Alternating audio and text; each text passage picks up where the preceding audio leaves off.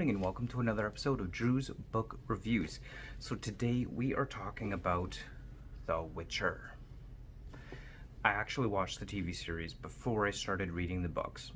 And then I started looking into what order I should read the books in, because I heard kind of both things about where to start, and I was told to start with The Last Wish. So this is what I started with, The Last Wish, not The Last Witch, The Last Wish, by Andrez Sapkowski. I'm probably pronouncing that wrong, but you know.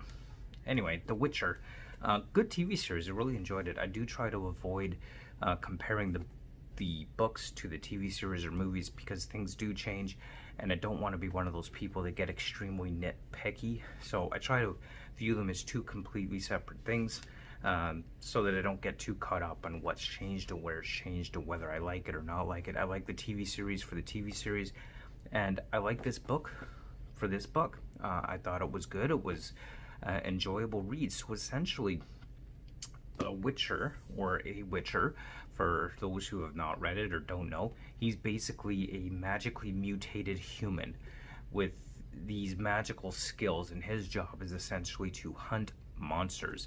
He's for hire. He hunts monsters that threaten humanity, and he goes across the world looking for work to kill off or hunt these monsters to protect humanity, essentially. So this one, particularly The Last Wish, is essentially, it's written not as kind of one consistent story, but more of like a collection of short stories and different adventures that the Witcher's had when he's out on his monster hunting activities. So a lot of it is based in fairy tale lore, from things like Beauty and the Beast, Rapunzel, Sleeping Beauty, that kind of thing.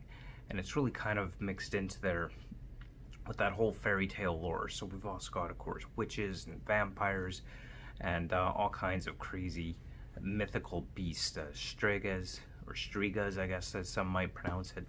But overall, just kind of a really fun read with this collection of short stories. Our main character, of course, is Geralt of Rivia. He's a interesting character. He seems to have kind of his own moral code and his ideas of what is truly a demon and what is not a demon, in his role as he goes throughout the world trying to prevent or kill off these monsters. Although he is finding it hard to find work these days, I get in some parts. And even got genies with crazy magical powers. So now the thing with this is, it's not like your classic typical fairy tale take. It's definitely got a darker theme to it, a darker spin on the fairy tales and what that's all about, and how those fairy tales play out. The genies, for example, or the jinn. There's different types of jinn. That, you know, unlike the Aladdin version of a genie, the jinns are not exactly these friendly creatures or these friendly magical beings that you can trust. They are in fact very angry, hostile creatures that will destroy you at the first chance they get. They resent being trapped and contained and forced to effectively be these magical slaves.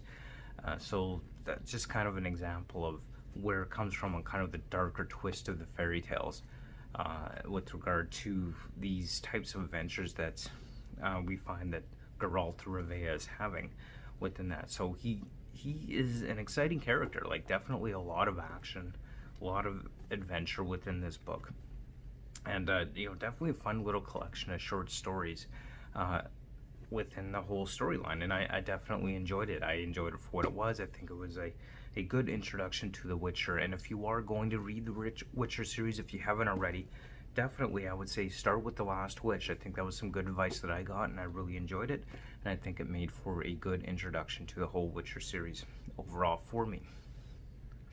So those are just some of my thoughts on The Last Wish itself. Don't really have much more to say about that particularly, but those are just some of my thoughts on The Last Wish. Great introduction to The Witcher, and I'm really looking forward to getting into the next books in this series. And of course, stay tuned. I'm going to have a playlist on this channel for all Witcher-related books. Thank you so much for watching, and don't forget, as always, to like, comment, subscribe, especially if you like this kind of booktubing and book reviews. Like, comment, and subscribe. And as always, until next time, keep on reading. Bye.